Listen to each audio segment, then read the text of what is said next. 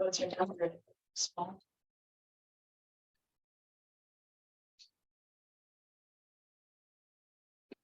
He did ask for information. He wanted our. Did you get that? Oh, he wanted, Oh, we need to ask him. We need to, yeah, let him know. We don't want to be on standby. yeah, I think he can probably just get us discounts. Yeah.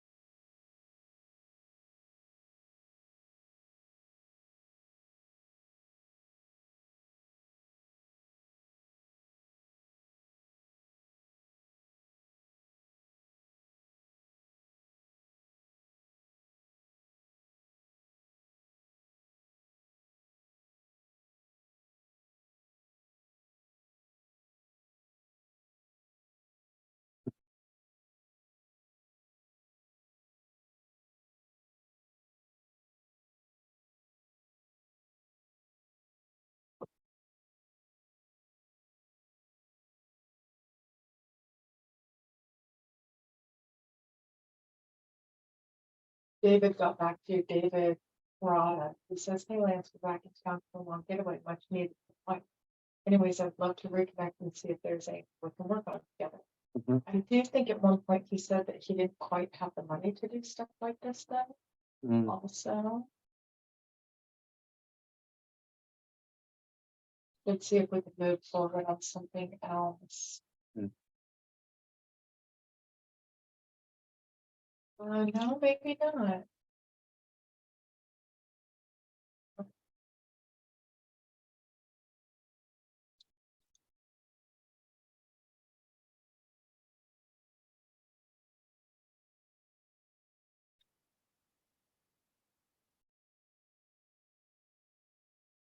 You want to go share the event, and promote? Yes. Somebody else is doing it. I should have said something earlier. I would have done it. I was down. And I have to remind everyone every week and still nobody does it. So I don't know. You do a little bit. I mean, everyone, if nobody hops on, then people try and promote. That's not, we need to be promoting it. When I promote, you share and you comment Right, and like, that's the best thing you can do. Any questions for Angela though? Oh, my I goodness. have, hey, tell us a little bit about yourself. What did you do outside out of high school? How was it working with Pace Morby? Tell us about those deals and your experience. What made you decide to get into real estate Yeah. and how long? I would say what is, I don't know the right word, but when you're like, what is something that you live by, like a value that you live by, or, A favorite book, an author, a quote? yeah,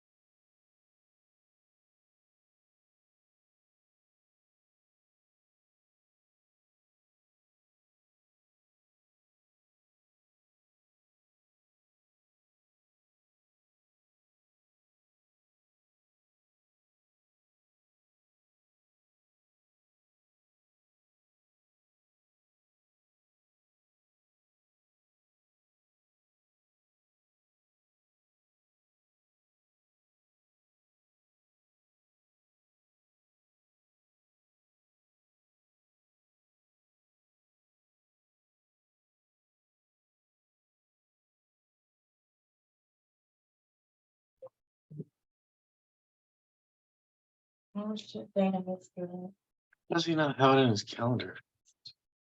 Send him the calendar link. Everyone should have it.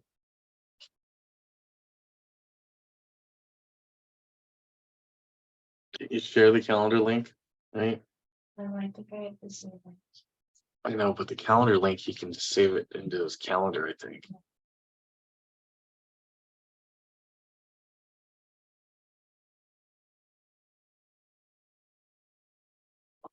I got it. You got it? Messaging.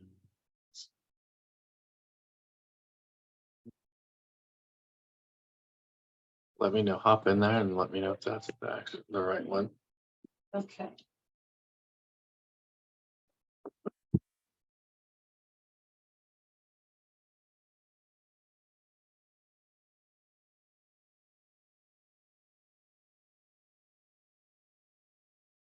Just, It's in the message. oh, mm,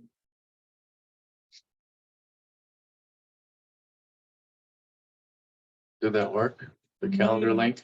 yes. Yes, it is. Admit. Hi, Jesse. How are you? Recording in progress. This big part.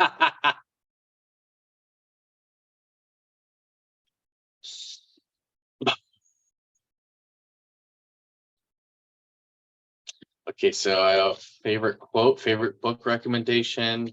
What is the one thing you would do different if you could go back, or what advice would you give your younger self, your 20-year-old Yeah. younger self? Mhm. What about, asking her if there was ever a really challenging situation? She actually said something about probate, but asking her what was a really challenging situation that she encountered and how she handled it and if she would handle it differently. Mm, Not always a great question, but, Well, I'm hoping Damon or Juan can Mhm. come on and help with some questions. Damon's usually really good at that. yeah.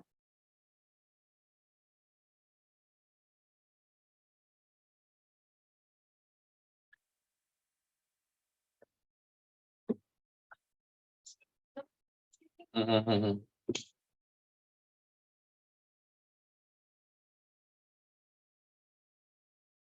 I stole some of this dude's input for the flyer. I was like, oh, that's really good.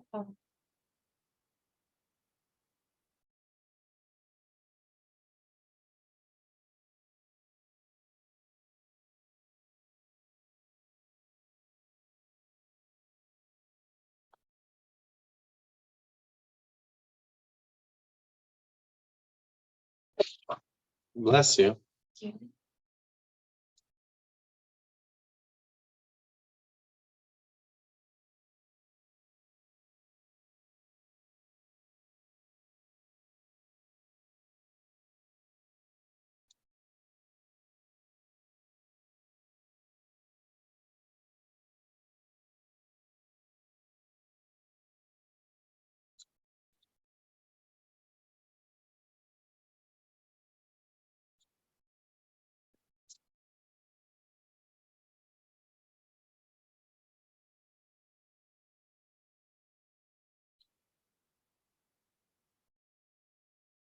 Greg, how's it going, man?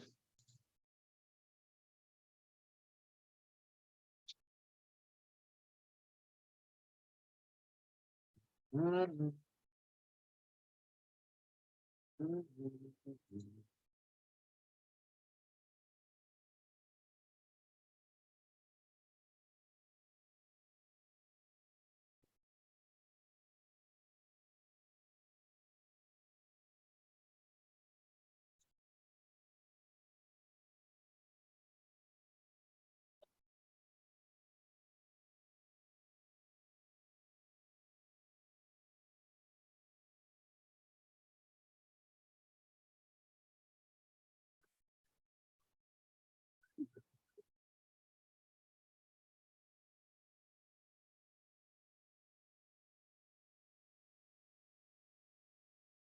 Connecting to audio.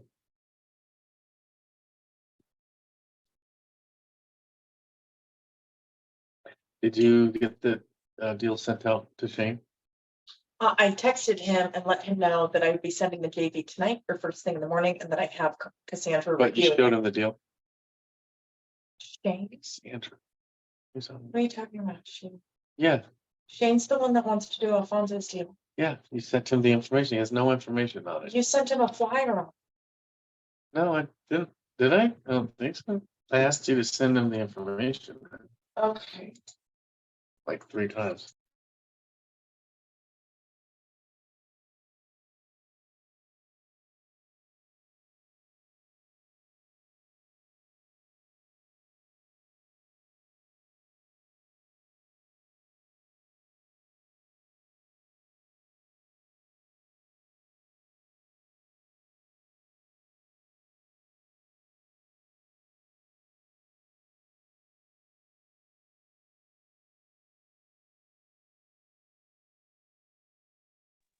Mhm.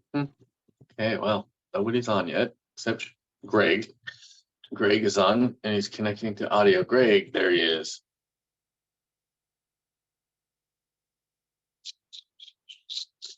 No one on early tonight. Well, this isn't bad, but Greg, what's up, man? Are you on?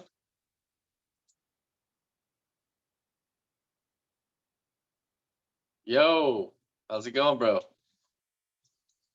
You can unmute yourself and hop on for a minute while we're waiting.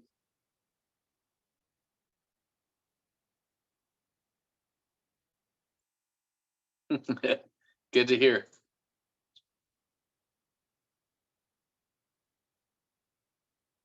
Just unmute yourself, Greg.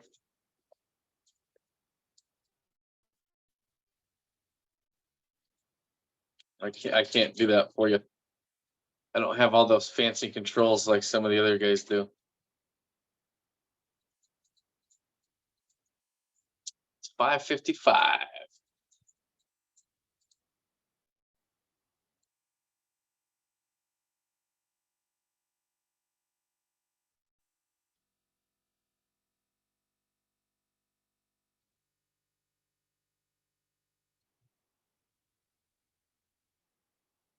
Ooh, well,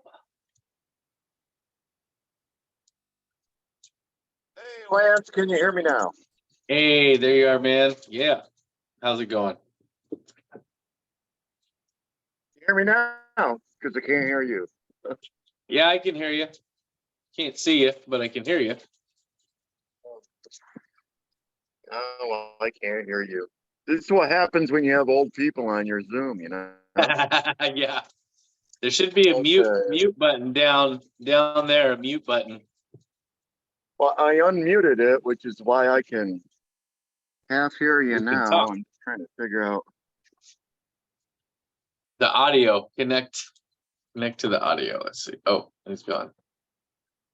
Oh, that was quick. That's so funny. He just disconnected. Ugh, nobody on. Jeez, dude. Oh, it's fucking pissed. That's 16 people. no. It's It's frustrating. for sure. I need to get better at this.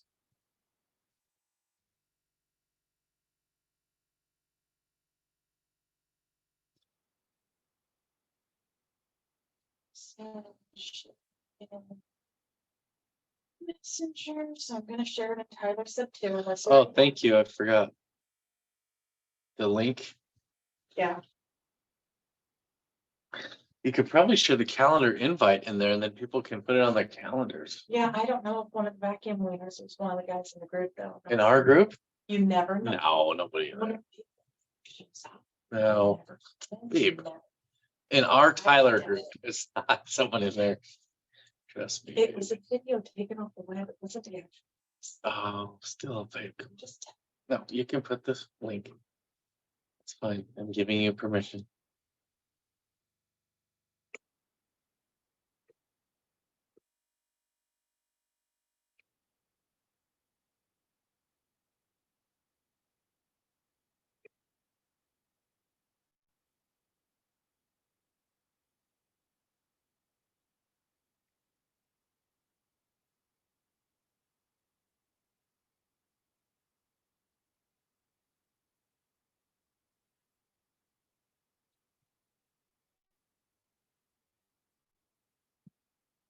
What did she say?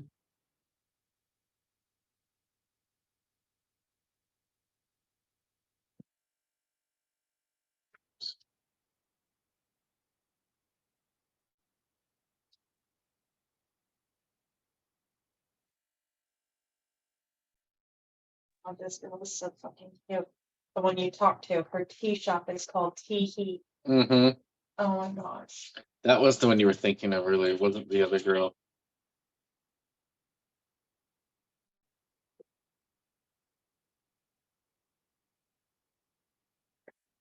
Wow, my own team's not even on.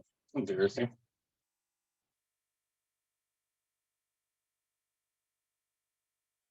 Is Angela on yet? Not yet? She's just messaged me. Oh, She's like, I got you.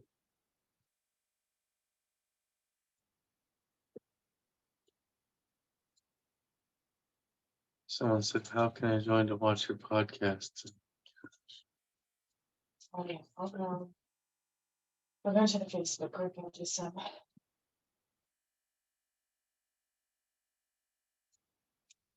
I still don't have that registration link saved in my clipboard. I never did get it.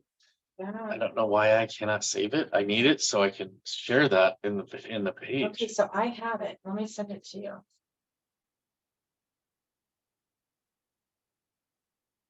Yeah, people don't know, they just go into the Facebook event and say that they're going, then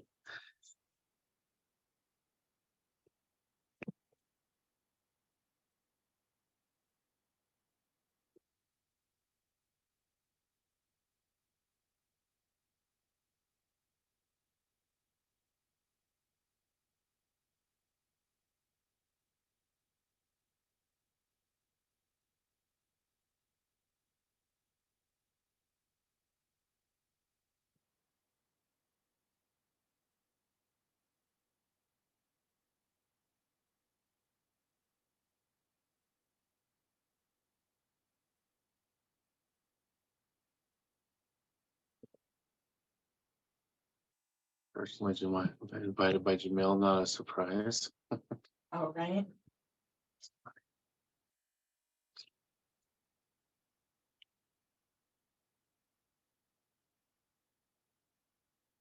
Greg's back.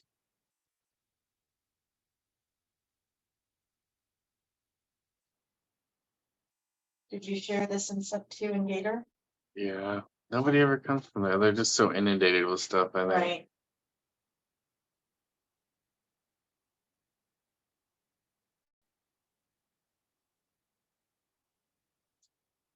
Mm, Well, I'm gonna share it right now because somebody might be scrolling through and say, oh, yeah. Angela, URL for the podcast. Jeez.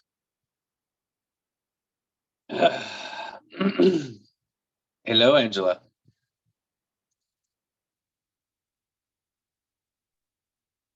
Oh, L'Oreal. Hey, how are you?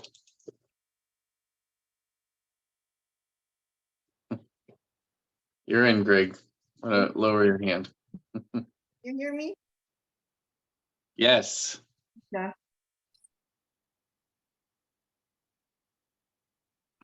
You there, Angela? Yeah, I'm here. Oh, there you go. Hi, how are you? Good. How are you? Thank you. Somehow I cannot log into with my. I had to try so many different emails to get on. Did you? Yeah. I think we'll just hang out for a little bit if you don't mind, and let people trickle in. I'm still Okay. trying to get this thing figured out, man. It's people are messaging me. How do I get in? Where's the email? Where's the connection? So we'll get it figured out. Yeah, but somehow I tried like 3 emails before it actually started running. Oh, really? Mhm. Can you hear me now?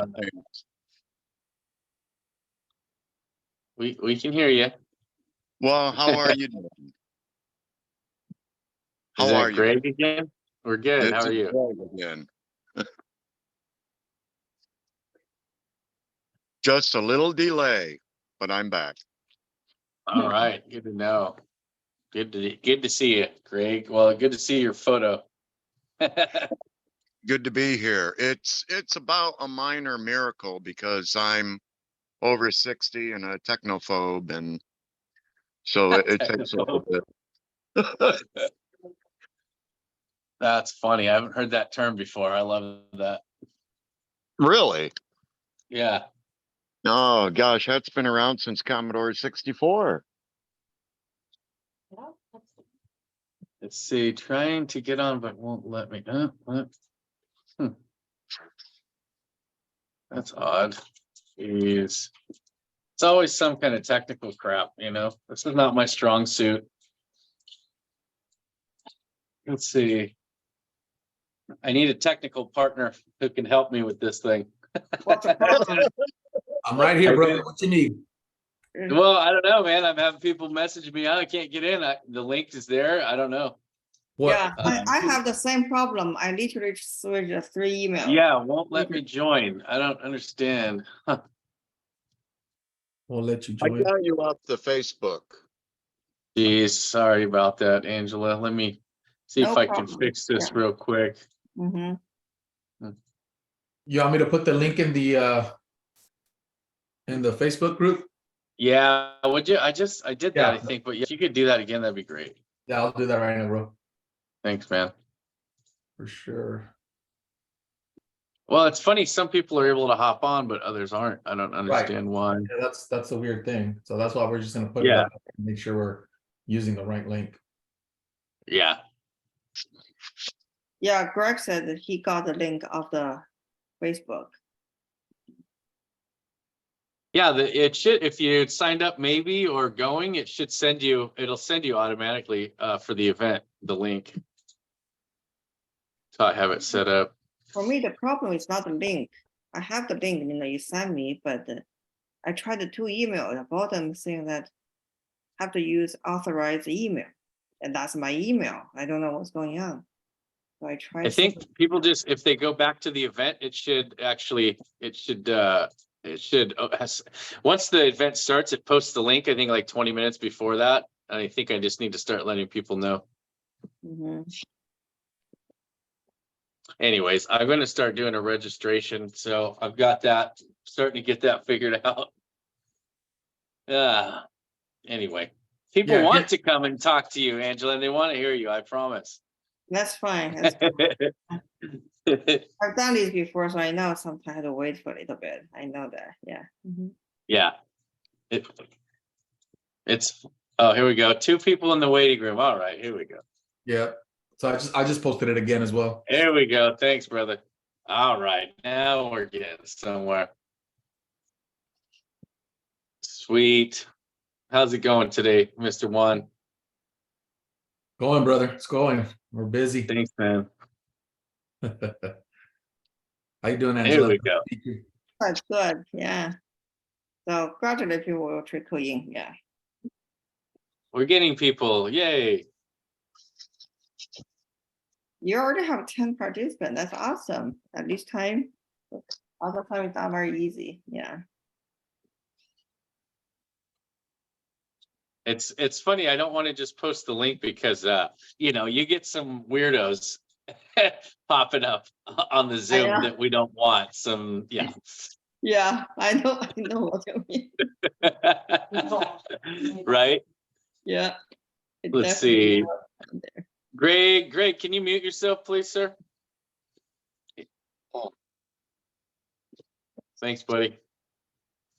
Just don't want some random noise coming in. Oh, here we go. Dawn's in. Let's see. I got more people. I don't see the link for the Zoom you're giving on Facebook. Okay.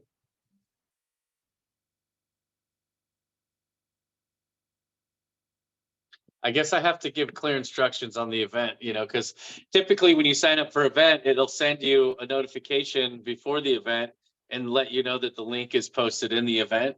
That's kind of how it works.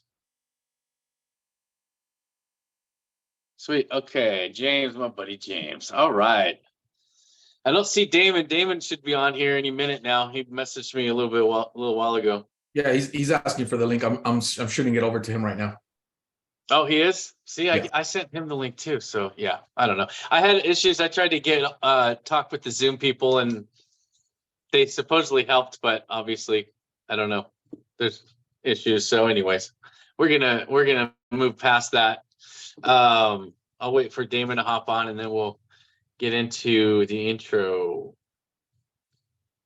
Hope everyone had a good 4th. I know we did. I only lost one finger this year, so it was a success.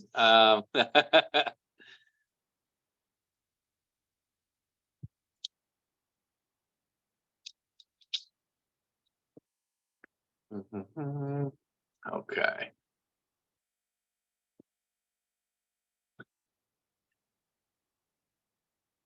There we go. Well, the key to these is the consistency, right? So as long as we stay consistent, we'll work out the kinks as we go and we'll get it dialed in. Yeah, Like- I just sent him the link, so he should be joining here shortly. Perfect. Yeah, I thought I sent it too, but I sent him the calendar link, right? So I figured that would just go straight to your calendar. Isn't that how that works? Yeah, but I just sent it to him over text. Yeah.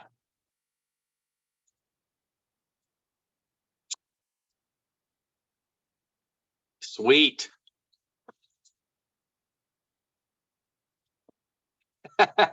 So Angela, how are you tonight? Very good, very good. Yeah. You know, you talk about the consistency. I admire you, you know. I also need to be consistent with my podcast. It's Yeah, hard, easy to It is.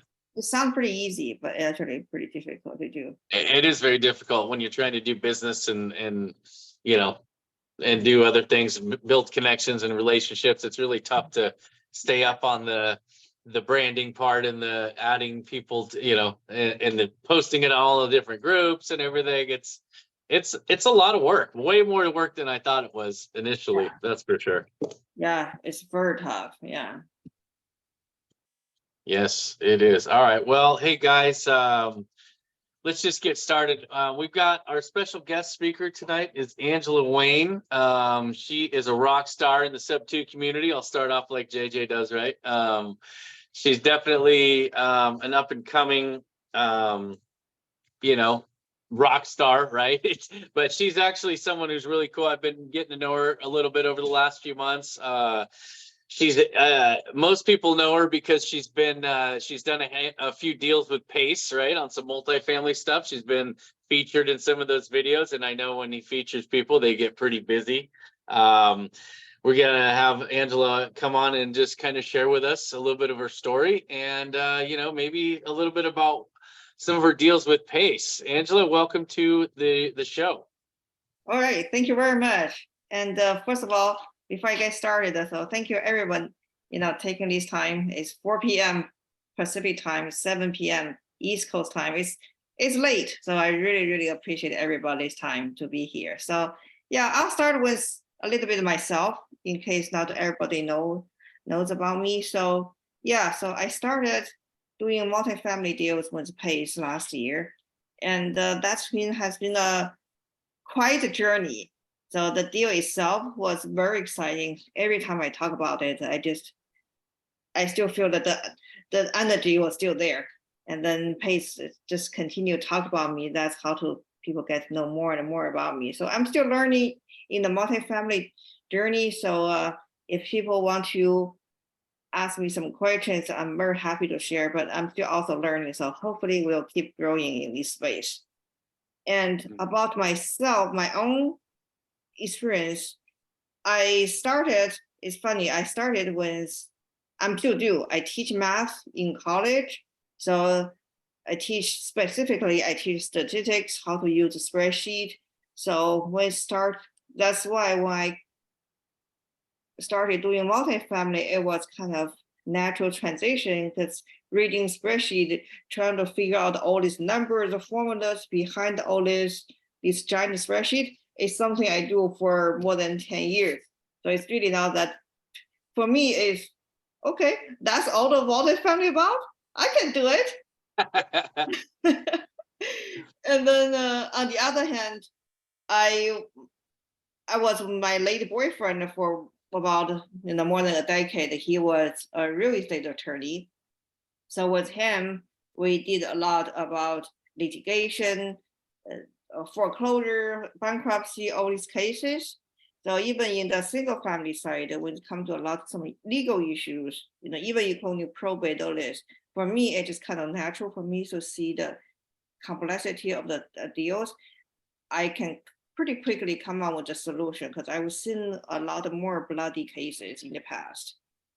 So that's kind of my background. So even before I started with Pace, I did some flips.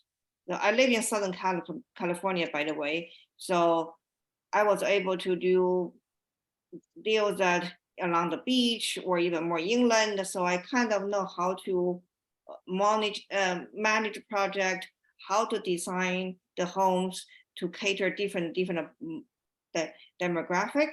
And luckily, so far, every single flip I did, I made some profit. I have some hiccups along the way, but in the end, I always have some reward. That's And- awesome.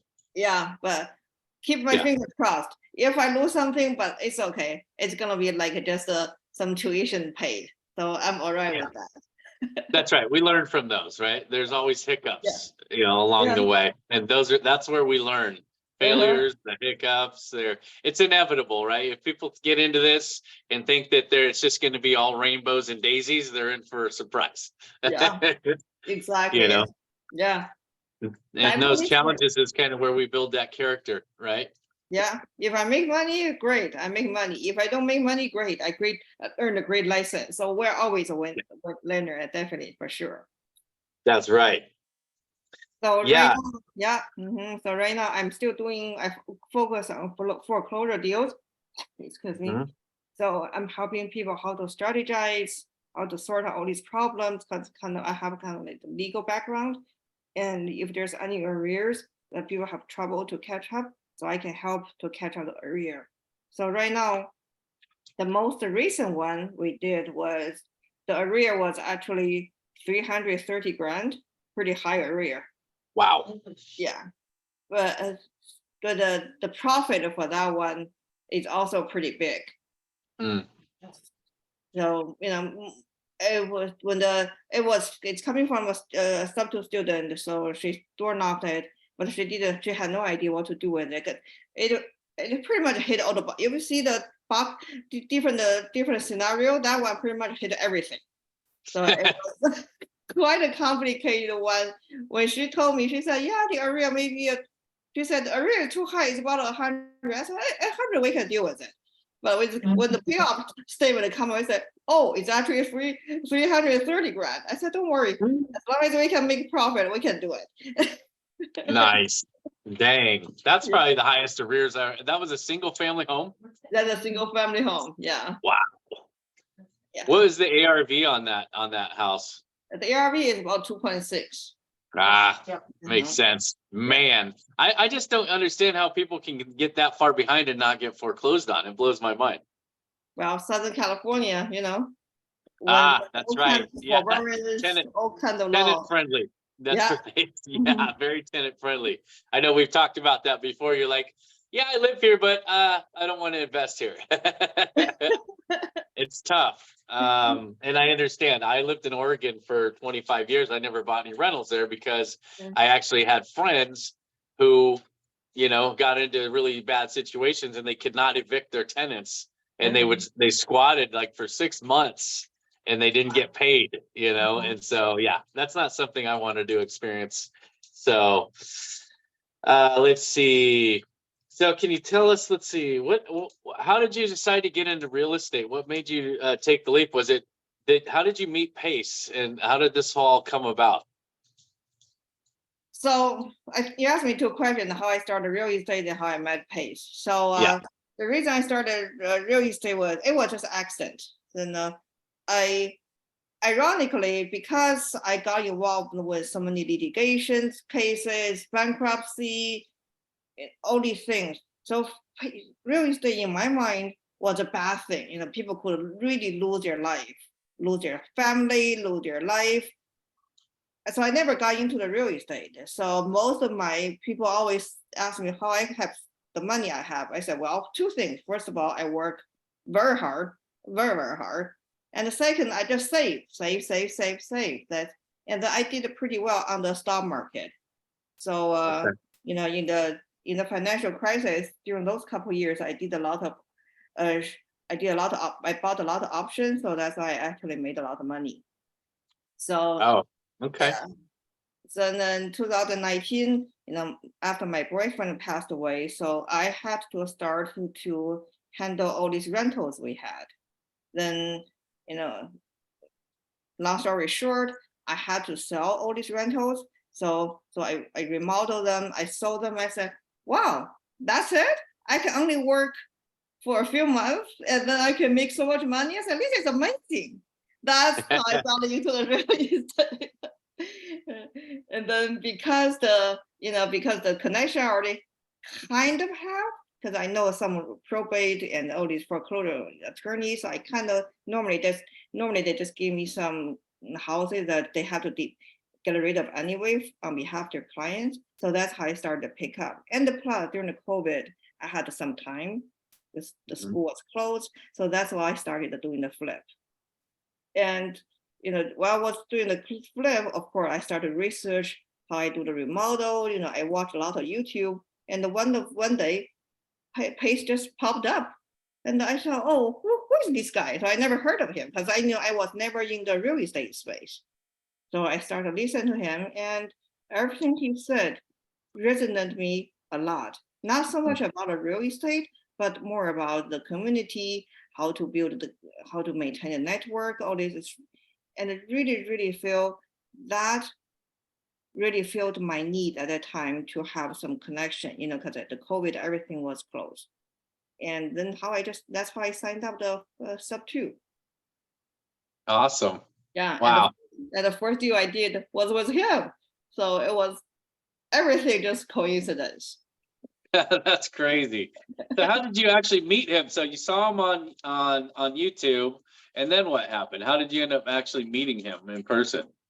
Oh, through the meetup. So he went to San Diego. There was a San Diego meetup. And at that time, that particular day, for some reason, I'm not really a person who like to drive long distance, but that day, for some reason, I just feel, okay, I can do this. So I drove for about 2 hours to meet him. Then he started to ask me questions, ask me about my background, what I like to do. Then we had a pretty brief conversation. So that's the first initial, you know, the meet face-to-face meeting. Nice. That's great.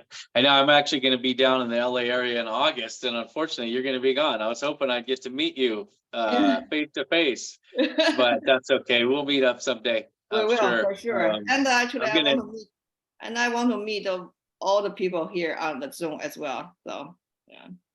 Yeah, definitely. Yeah, and hey guys, you know, you squat up in the chats, you know, get to know each other, share your information, what you're looking for, your phone number. And we could share Angela's, if someone could put Angela's YouTube channel in there, that would be great. Hopefully I've got a techie in there. Maybe Juan could help me out. The Angela Wayne Show, right? The Angela Wayne Show on YouTube. Yeah. Angela Wayne Show, okay. Asked me which part of LA, so it's more specific. I live in Redondo Beach. So, oh, cool. Yeah. The foreclosure I mentioned is actually in Redondo Beach. It's just a few blocks away from me. Okay. So, yeah. So back then, that's why I felt pretty confident we were able to do that deal, even though the area was like, I think some houses were cheaper than that, but I know the area so well. So even the area is close to 400, but I said, okay, let's do it. We can make money on this. Nice. And so how long have you been down in that area? In Redondo Beach, I've lived here for 3 years. Yeah. Okay. So Awesome. before I was more in the Valley area. So people know the Woodland Hills, that's where I used to live. Mm-hmm. Yeah, I'm from Los Angeles myself, so that's why I was interested to know what area. I'm actually from the San Bernardino County area. Oh, nice. Yeah. The last year I actually did a novation. I didn't know that called novation because I joined the sub just last year. So last year I did a novation in Woodland Hills, and the turnout, the result was really good. That's a nice area. Yeah. Very cool. Juan, did you have anything you'd like to ask Angela or talk to her about? Yeah, I mean, obviously you got this channel, so that's exciting, right? I just dropped it in the chat so everybody knows. So you can go on her channel, subscribe to her channel, like her channel, and then just promote her for her time being here with us today. So we thank you very much for that. So right now, are you only doing multifamily, or are you kind of like in the mix scenario where you're also doing single family? I'm doing a mix. I do kind of do all the above. So ironically, actually, I'm more focused on single family than multifamily. That's for on the multifamily side, the Vina Jetty has to be one who leading in that space. So I kind of more like on the back end to try to support her. So right now I focus on single family, and more specifically, I focus on foreclosure because I just feel people really need help on this. Yeah, that's so true. And so I guess tell us a little bit about that. How are you actually generating leads for these foreclosures? Two things. One is, as I said, I used to know a lot of attorneys from my last boyfriend. I still have quite a lot of attorney as personal friends. So a lot of time when they have cases, when they have homes, they just pass on to me and say, can you take care of this? Because they know right now, in the past, I helped them with the paperwork, but now they know I'm actually in the real estate. So that's one resource. Another resource will just sub to student, because right now the SoCal, they have 60 days challenge to do door knock. So after they knock on the door, they don't know what's the next step. There are a lot of little complexity in that. So typically they would call me and ask me what they should do. So I give them advice. If they like to partner up with me, yes, I'll accept it. If they want to do make to be their own deal, I fully support them on that. Okay, gotcha. And so are you targeting specific markets, or really wherever the lead comes, you just jump on it? I'm more on all the way from here to say Whittier and Downey. I know quite a few folks here are not quite in SoCal, so not quite familiar. So basically, I still like to focus on the area that I know pretty well. So because it's not just about the number is easy. You give me a spreadsheet, I can look at the formula. But I believe in the real estate, the local knowledge is still quite important. So right now, like basically from the west side all the way to the east side, up to Whittier and Downey, and anywhere from Ventura to Huntington Beach or Newport Beach, because that's where I helped a lot of legal cases cover that kind of area. So I know the judge, I know some judges, I know a lot of attorney in this space. In foreclosure, you need to go to attorney. Okay, gotcha. Well, that's really good to know. So basically Southern California is your market, and that's where you focus on. Right, yeah. So outside of Southern California, believe it or not, it's so far all the complicated cases are from SoCal. Outside normally it's not that difficult. So when they give me some lead from outside, normally it's pretty easy. And plus, I still want to hold my own portfolio. So when they give me, normally I just buy them. I buy from them. I don't try to do any other creative exit. So here, because the price is so high, so normally we would put on the MLS or find a right buyer or sell to another investor. So it's very hard to hold the properties in SoCal. But in outside, when people give me the lead, normally I'm the buyer. Okay. Well, that's very good to know, especially for someone like me that likes to wholesale a lot of deals, especially in California. Assignments are pretty good, obviously, because of the spread, like you said. So, kind of buy and hold is kind of a challenge, as you just mentioned right now, right? So when you're buying these properties, though, because of the whole landlord tenant friendly kind of situation, Mhm. I mean, do you own a lot of buy and holds there? Or what's your favorite exit strategy with these properties there? I used to hold a lot in SoCal, but that was before the Jasmine's fine. probate. But due to the probate, because I don't want to go to complexity into it, the probate went on for very many years. So eventually, all the properties had to be sold. So right now, I don't hold any properties in SoCal because the probate require me to sell all the properties. So, but my properties right now, whatever I hold, is outside of SoCal. Okay. Totally That's right. understand. Okay. So, yeah, I still have one. The one that is really far, the far away one is that I have one Airbnb in Spain, and that one has been doing pretty well. Okay. That's awesome. That is great. Yeah. Very cool.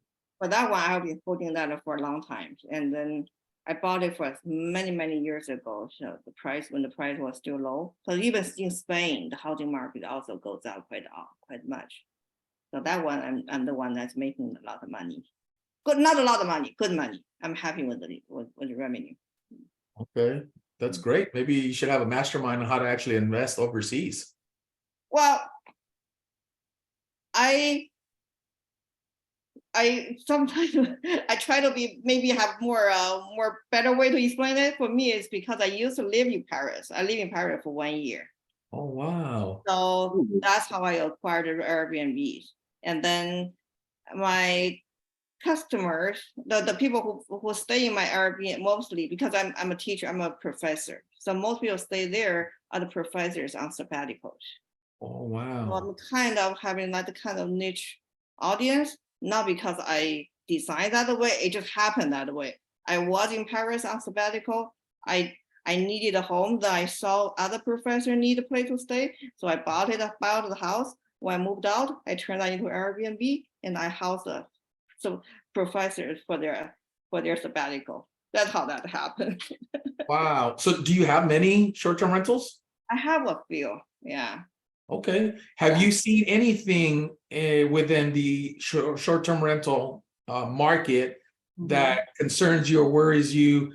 I've been reading a lot about, the Airbnb decline. Have you seen that at all?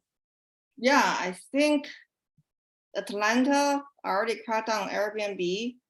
As far as I know, Dallas completely shut down the Airbnb, as far as I know. Yeah. Right. So that's kind of concerning. So that's why so when people send me their underwriting, I always ask them their experience. If their Airbnb as the exit for the underwriting, I would ask them, if the Airbnb falls apart, what would you do? If they don't have an answer, then I cannot fund them. For the Right. Airbnb I have in Spain, it target the professors. It's not, I don't rely on the Airbnb platform. So I always I'll tell people, whatever the exit strategy, they cannot rely on another website, another algorithm for them to make some profit. They have to have backup plan. I did some, even though primarily my career has been teaching statistics, but I did have some small job in between. At one point I was a credit analyst, just analyzing, doing all this underwriting, all these loan documents. I did that for a few months for my business degree internship. So, at that time when I did underwriting, we have very, very strict guideline. The 3 scenarios: the regular scenario, the bad scenario, and everything is terribly bad. So, and bank only gave out loans when they still could recoup their money, even in the worst scenario. That's how I do my underwriting these days. Gotcha. That's a great gem right there. That's why when a lot of substitute students, they say that I'm too a conservative. When they ask my opinion, I said, okay, if you ask my opinion, I give you my brutal opinion. I don't want you to lose money. Right. Yeah, smart. Yeah, that makes a lot of sense. So have you switched over to, maybe on midterm rentals on any of these short-term rentals or long-term rentals? The quick answer is no, because right now I only have this Airbnb. I have 2 Airbnbs in Spain. I had 1 in Brazil, and all the 3 because I house professors. So I've been doing pretty well, and the definition become blurry between the short term and the long term. If the professor, if they are on a 1 year sabbatical, I run them for 1 year. So we call the midterm or long term. So it depends on really how many days or how many weeks they want to, or months they want to stay. So because my audience are primarily professors, so I'm pretty secured regardless how the Airbnb changes their rules. It's awesome. Mhm. Sweet. Yeah, that's great. Thanks, Juan, man. Those are some great questions, man. You guys are better at getting into the detailed stuff than I am. I have a question for you, Angela, and then we'll open up. We could probably open up for some Q&A here in a minute. What is one thing that you would do different if you could go back in time in your investing career? Wow, that's a good question here. So I would say this, at least in step 2, I'm known as a primary money lender because I started lending Pace and lending other big names. Then people still see me in the lending business, even though I'm more on the strategy, providing help side. So if going back, if I want one thing I would do differently is I would do the lending the way that the bank would do. So when I started, I more rely on the reputation of the person. Luckily, every single deal I landed ended well. So I didn't lose any penny. I only made money. But I was seeing a lot of posts on sub 2. Because people lost money because they didn't vet people enough, because they only rely on the fact that those people were leaders. So they started losing money. Every time I see those posts, first of all, I just feel I'm lucky that didn't happen to me. And then second, I will realize if I right now I'm actually revamping my lending criteria. I would only do the lending the way that the bank would do. And I want everybody in the lending want to do lending in sub 2. They should switch their mindset, not just about how much money they can make, not just about who they're going to lend money to. They should do their due diligence and doing this process in the exact same way that the bank would do, so to protect themselves. That's great. It's great advice. That's awesome. Yeah, I was gonna say, so if someone wanted to JV do a partnership with you, so you're looking, if someone on the call, for example, had a project and they maybe were looking for a capital partner or JV partner, what are some things that you're interested in? Are there certain areas that you're interested in? Or is it pretty much, in landlord friendly states, or, what can you tell us about that if we wanted to partner up with you on a deal? That's 2 different scenarios. If I'm a lender or if I'm a partner. So if I'm a partner, of course, I start to need to look at, is it landlord friendly or tenant friendly, all these things, because all of a sudden I have skin in the game. I want to make sure that everybody will do well. If I'm a lender, then I get a certain percentage interest. Then where the deal is located is not really that important. Just like the bank, they don't care exactly where the property is. They only protect their own interest. So that's why it's a different two different mindset. So yeah, that makes sense. If I only lend, I would spend 70% of my time to do due diligence on the person, not so much on the deal.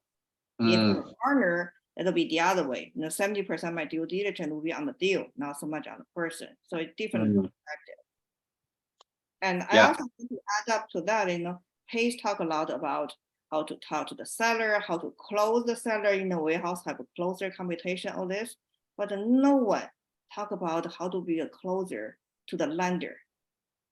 Think about this. People lend, even include the bank. Now people always say, you want to build a relationship with the bank. And that's just an institution. How about the private money lender? We all save money. We all work hard to save money. People, only want to feel comfortable to put the money into somebody else's pocket if there's a solid relationship. So even talking to the lender, it should be close on lender. So to build a relationship, should have initial phone calls, should have follow-up phone calls or emails, and then eventually close on the lender. So the whole closing process doesn't just apply to the property, the deal, and also applying to the lender, but nobody even talk about it. That's a good point. You're right. I Mhm. might start talking about that. Maybe we can team up and help people out with that.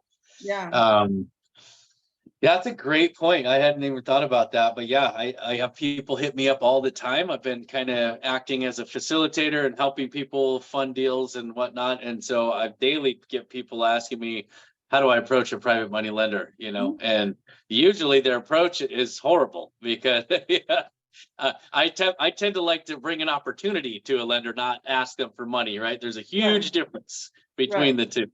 And Right. so, yeah. but yeah, that's great. Let's see. Yeah, I guess you guys, if you have any questions, put your hands up and we can do some Q&A. So for Let's people see. here, there are a couple of things I want to, I don't know whether this one you want me to focus on how to be a primary lender or how to raise funding from primary lender, but there are a few things that I want to share with people, whether you're on the lending side or on the borrowing side, if you don't mind. Yes, please do. So the first thing is, it's just my 2 cents. I'm not saying I'm right or wrong, but I just want to share with you. Again, I'm a very conservative person. The money I have right now is mostly from my savings. I used to work a lot, so I really care about how I use the money.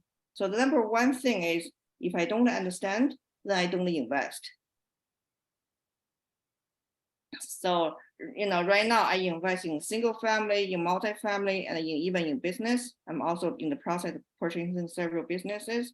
So when I do the due diligence, I don't just check on the boxes to make sure all the numbers match. I need to understand the business model behind it. Regardless what we purchase, single family or multifamily, for us, it's a business because we want the cash flow. When you have a revenue, it's a business.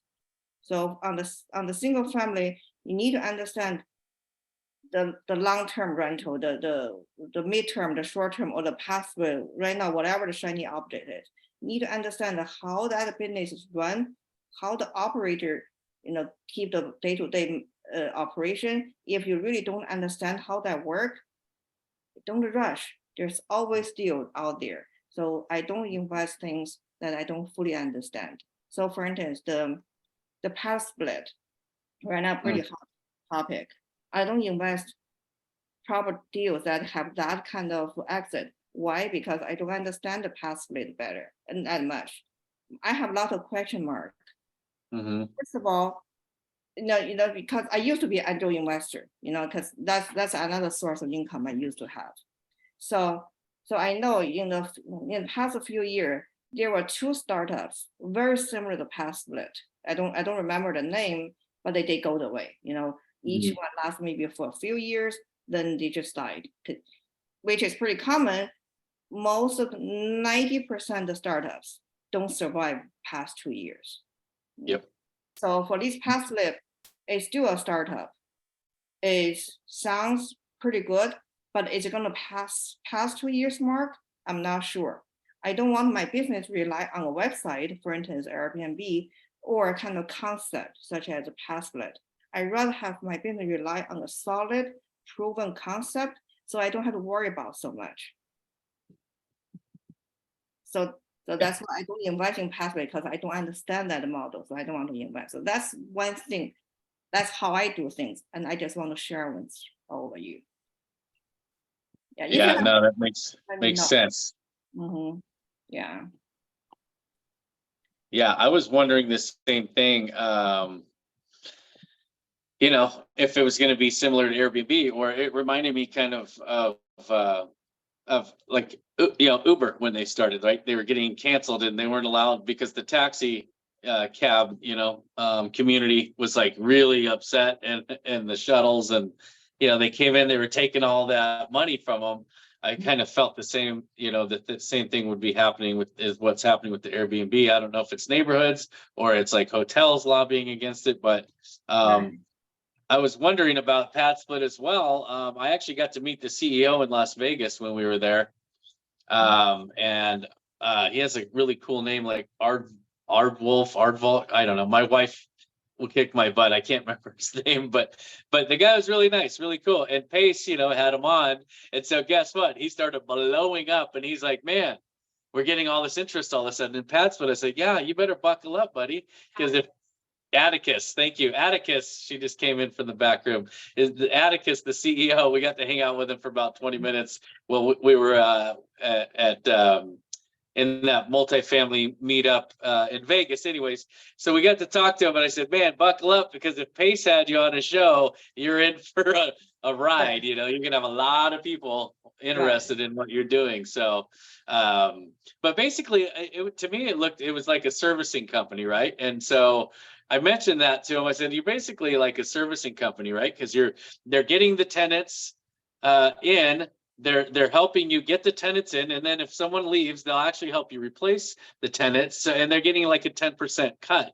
So they're doing more than just what an Airbnb website would do, right? They're going a little bit beyond that. So it's an interesting concept that seems really cool. My question was, when you get all these cars and you're converting garages into rooms, and you already have 12 cars in front of the house, the neighbors are going to start complaining at some point. City ordinance, and I feel like it's not going to take too long that you're going to start having problems. And when I brought that up to one of the ladies that Pace was going to have speak on it on the Facebook group, I brought that I raised that question, and she said, actually, and that's kind of why we tend to target C and D areas, because people don't care as much. You're not targeting those higher end areas. But anyway, I was thinking the same thing. That's why I just wanted to throw that in there because I'm unsure. It seems like a great strategy, but anyway. Yeah, yeah, I'm not saying Go possibly cannot last or whatever. I'm just saying I don't understand that as model right now. I don't Right. understand the psychology of these adults having bed roommates all of a sudden. I can never live, no matter how poor I am, I can never live with roommates. right. I Yeah. don't understand how they make sure Right. live. I don't want to invest. Yeah, I'd rather live in my car before that happens. Let's see. Yeah, was there anything else you wanted to touch on, Angela? Yeah, another thing is, Yeah. if the people reluctant to give you the document then I wouldn't invest. No, even if they promise me verbally, or even if they promise me when they do a presentation, because normally when people approach me to be a partner or to be a lender, normally they give me presentation. But as long as if they don't give me the written document, then I don't invest. That's another thing. So when you have a dispute, the judges don't care about what you say. It's all about the written documentation. Mm-hmm. Yep, that's 100% accurate. Yeah. And Absolutely. if people are reluctant to give you a document, then just walk away. My recent story is, there's this sub-2 student. He's been very active wholesaling the sub-2 deals. So whenever he sent me something, the sub-2 deals, I just ask him, what's the mortgage statement? Then I would ask for interior photos. And then, every time he would, the language he has is, he feel that I'm asking too much. And I just said to him, okay, if I need the mortgage statement to know what I'm buying. I need to know what's the inside the photos. I cannot rely on your rehab cost. I need to ask all this.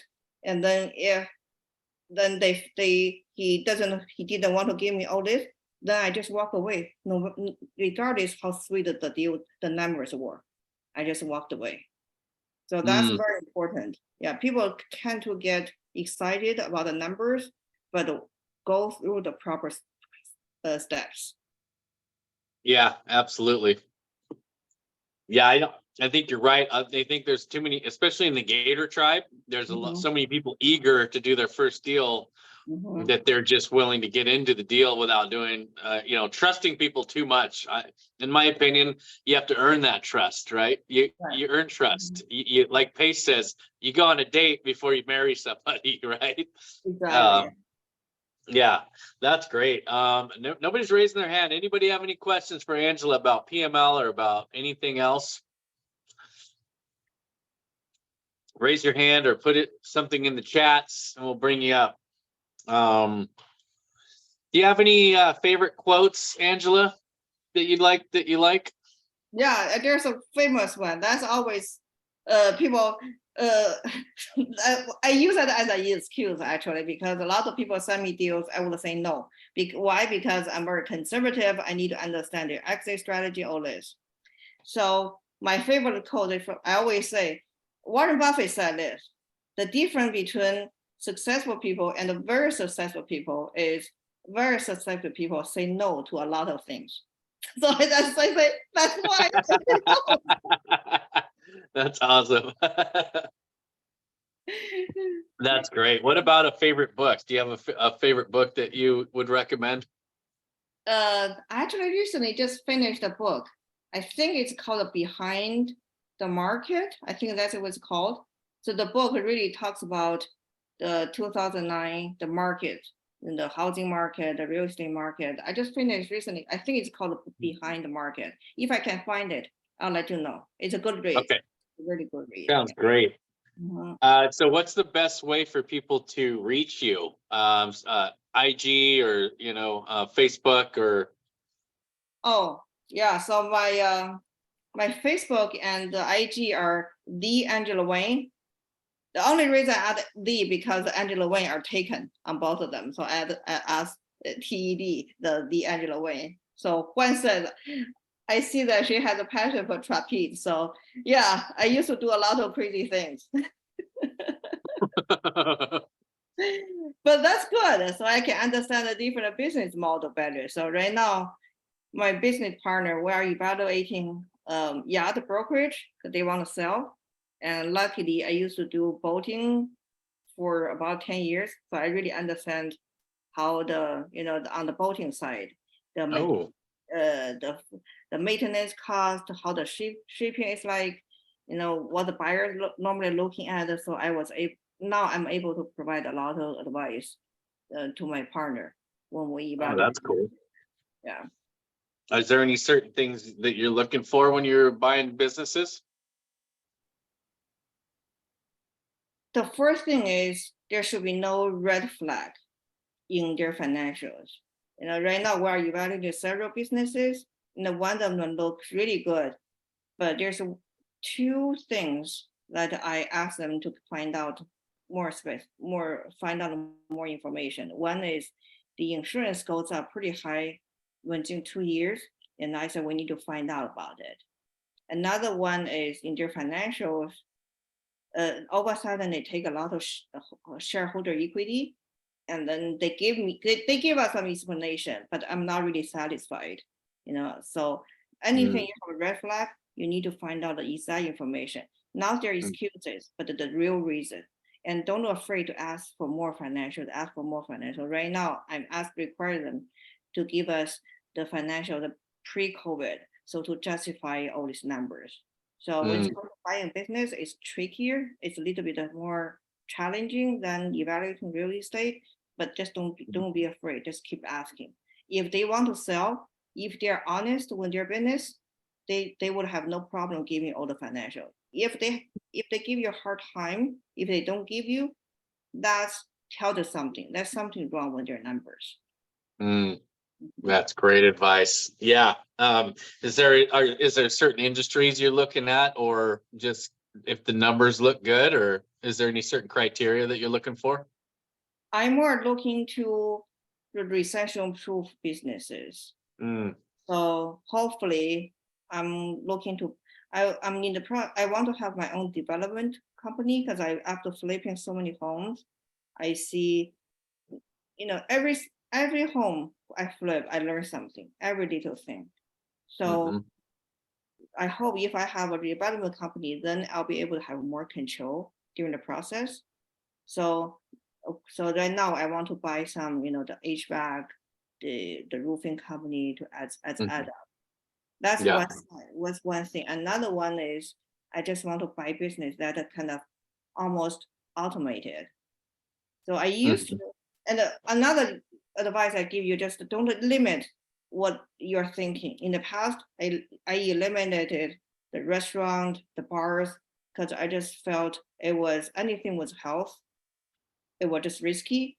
Until recently, I was brought this deal, which is cafe, but I became interested in that because it was almost fully automated. Mm. So the owner hasn't been in the cafe for 8 years. The Mhm. manager themselves just can run the business by themselves. So then I started to realize, okay, maybe I should not get rid of all this beverage business. Maybe they should look, as long as the business itself can run on its own, then there's the value. Nice. That's good advice. Yeah, I love that.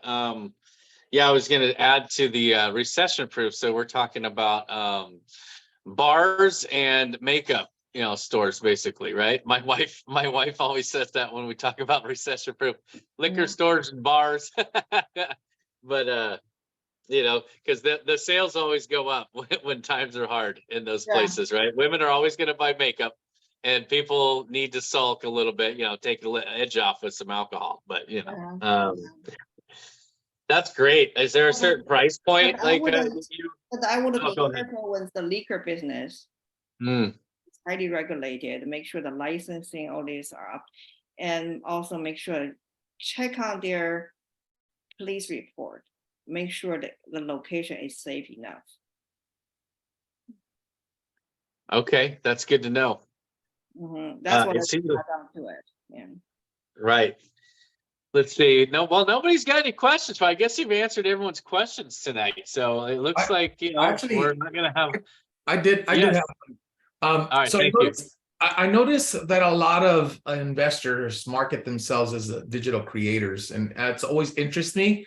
And I've never gotten an answer as to why that is. Is there a specific reason for that?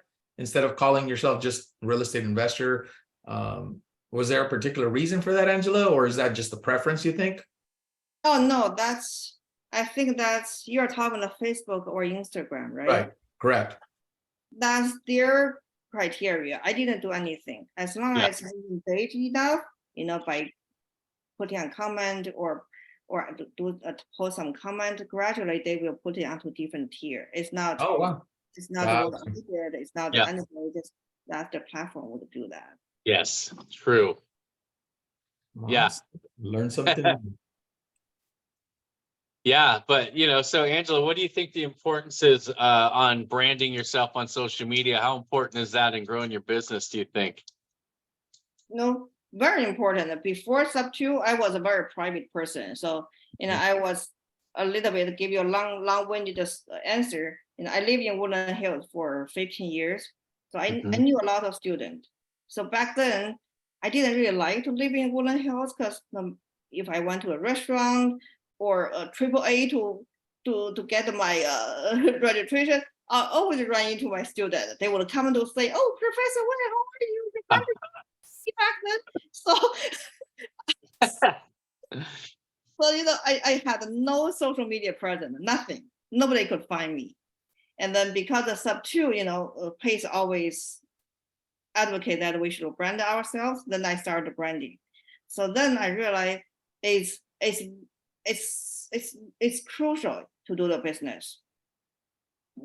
Every night if I go to sleep, when I go to Instagram or Facebook, I say, "Oh, there are more people sign up." Basically, you can market yourself when you sleep, when you have a strong branding. That's how I look at it. And then a lot of people start to message, maybe actually too many people message me through the social media. And I get to know a couple of people pretty well from the social media. It's hard, when you have 100 people or 50 people message you, it's difficult to filter through the good people versus not so good. But once you find the good people, it just supercharge your business. So branding is very, very important. That's another thing. If I could do that over again, I would start branding myself much earlier. But there's always good and bad things. When you start to brand yourself, just be prepared. You're gonna start to get a lot of junk messages. You're to get a lot of weird people asking all kinds of questions. You just shrug it off. People can be rude. People can want to take advantage of you. People want to scam you. You just use your best judgment to find out who are legit. And always the better people. I remember Pace said recently in his Zoom is, when it comes to the lending, he said just the default is you're going to lose money. And your job is to underwrite so that you will not lose money. And if you can make money, that's even better. So when it comes to social media, when people start to message you, don't expect they are going to be good people. So if they treat you with some rudeness, just laugh it off. And then, if they are good people, great, then you hit the Jackbox. That's great. That's awesome. Let's see, Damon, did you want to hop in here, man? Yeah, man, I just joined in and I'm behind the conversation. I had to go to an HOA meeting tonight. So, Okay. But Okay. hi, Angela. It's nice to finally meet you. We've talked a few times online, and I look forward to calling on you at some point for some private money lending knowledge that you have. So are you just doing short-term transactional lending? Are you doing long-term PML? Can you kind of explain maybe to people how you decide upon your buy box as a private money lender?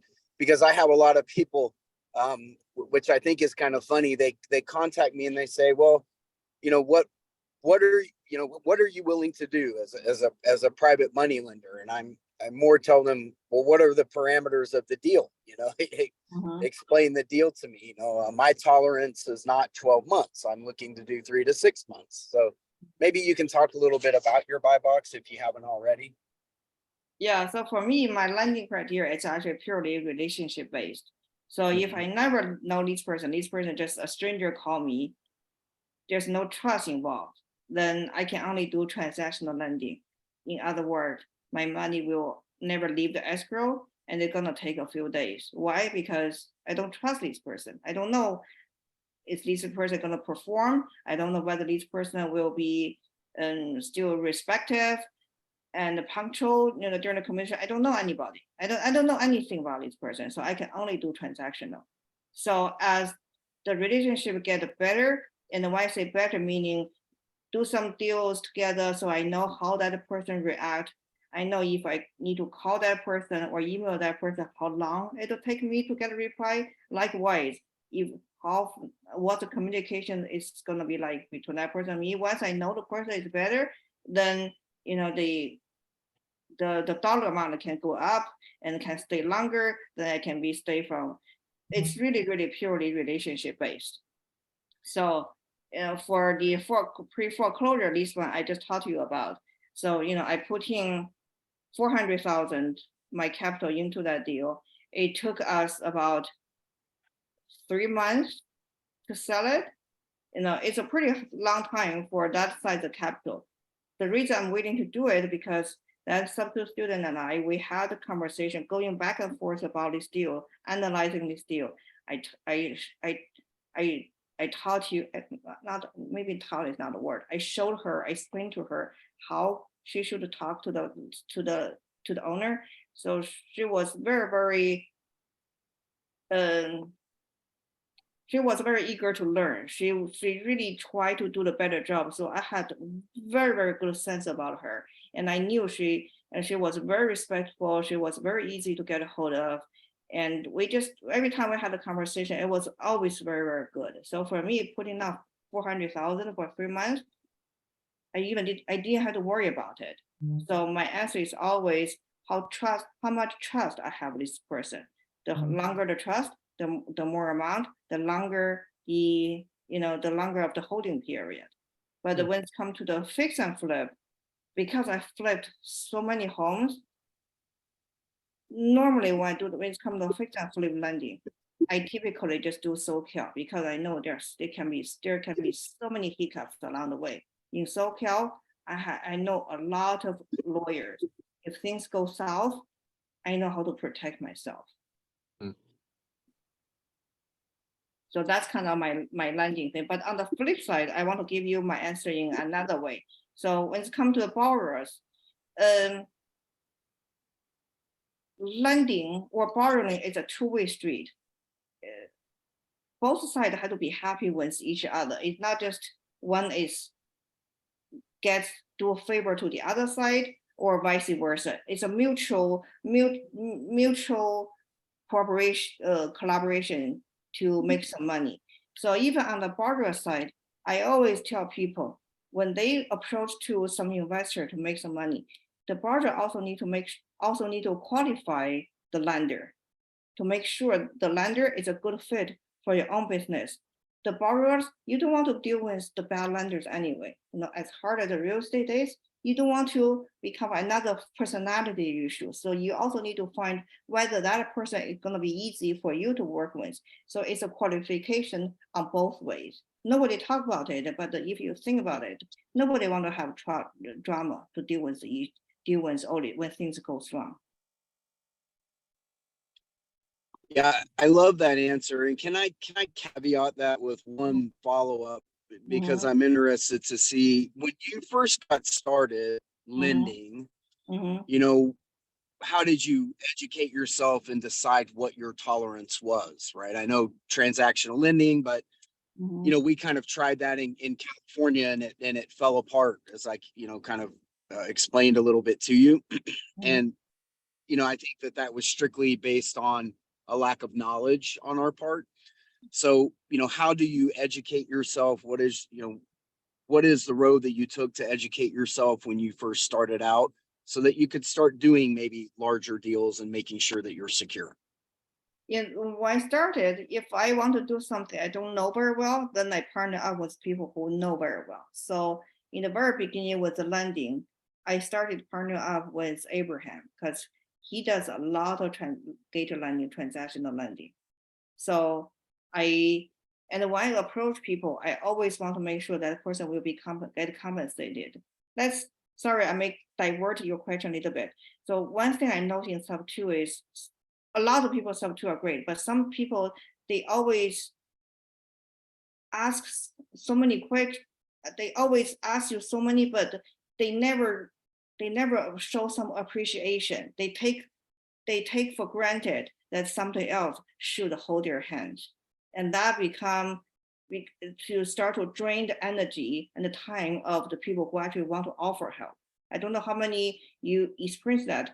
If the helper become the people who need help become a liability because they always they don't bring value. People always need to bring value to each other always. So for me, if there's a deal that looks good to me, but I don't know for sure, then of course I will reach out to other person. But I would always make sure that a person's time and expertise get compensated. I don't just call people, spend for an hour asking for their advice and then say, okay, thank you very much, and then hang up. I make sure the person is compensated. But remember, I come from an attorney background. When you go talk to attorneys, they charge you by the hour, whether they take the case or not. Same thing with real estate. All our time is valuable. So when I approach other people, I make sure it doesn't matter the deal closed or not. I compensate them. So when I started out, I would partner up with people who have the knowledge, and then I would give them very generous profit. So make sure they are happy with what they are rewarded for their time and the expertise. And then gradually, even nowadays, when I can do deals on my own, I still bring in the people who used to help me a lot. So I keep building on that relationship. So people who know me very well in that very close-knit circle, they know anybody who want to work with me, they will always make sure they get some cut, even for the future deals. Why? Because they helped me in the beginning of my career. That's my view. May not work for me, that's just my view. Yeah, I absolutely love that answer. because I'm very much that way, right? Everybody has to be paid. Everybody has to be compensated. There are no free tickets, right? And I think that's something that we really have to keep at the forefront of our mind. Yeah. And I am so sorry that I was running late. I had something, I was so looking forward to this Zoom, and I had something that I was just completely indisposed and I couldn't get out of, but I'm at least glad that I got to come in and ask a couple of questions. I really appreciate you for all of your time. And I look forward to us touching base on deals in the future. Oh, yeah, absolutely. I would love to do deals with everybody. That's really Yeah. cool. So, and that's the Mhm. people. Oh, that's another code, Lance. People tell me your business can only be as successful as the people you do business with. Mm, And I like it. So my goal right now is not about finding deals, even though it sounds difficult to find a good deal, but there's always deal out there. The difficult part is finding the good people to do deals with. That's Right. actually my goal right now this year. Yeah. Is to find at least 5 good people, which is hard. Nice. It's not easy, but it's very hard. Well, I love that, Angela. We're gonna be we want to value your time and respect your time here. So we'll probably end it here. And we didn't get many questions. Thanks, Damon, for hopping on. I just had one final thing I'd like to end with. One final question. What advice would you give your 20-year-old self if you could go back? Man, that's you asked me, you said almost let's end it, but this is the last question. So I'm gonna be very short. So man, if I can live young again, I would, stop working for others, stop being an employee, just work for yourself. It's hard, but it's gonna be rewarding. As an employee, you may work for 10, 20, or 30 years to get barely as much, make it here. But if you force yourself in 5 years, work very hard, you can get a very high. There's no limit if you work for yourself. That's great advice. I agree 100%. Unbelievable. Yeah. Yeah. Great. Yeah. I don't think you could have ended it on a better note, right? Because as entrepreneurs, I mean, that is the key, right? How do you make the most out of your time? Yeah. Angela, thank you so much. I really appreciate you. Okay. Thank you very much. Thank you, everybody. Take this Yeah. time to be here. I really, really appreciate it. And I want to know everybody on a personal level as well. Yeah. Thanks, Angela. Thank Sounds you. good. Thanks, guys. Have a great night. Thank you. All right. Thank you, Angela. Bye. Bye. All right, bye, guys.